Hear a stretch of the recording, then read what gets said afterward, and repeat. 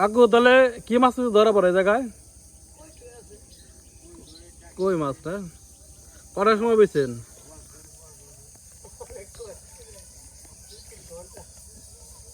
2-3 ঘন্টা বেছেন না?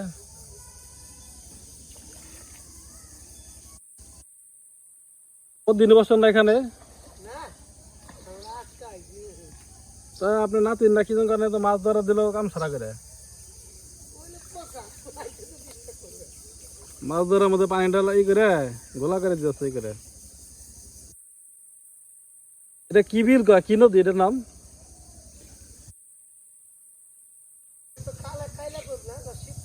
শিবপুর নদী না?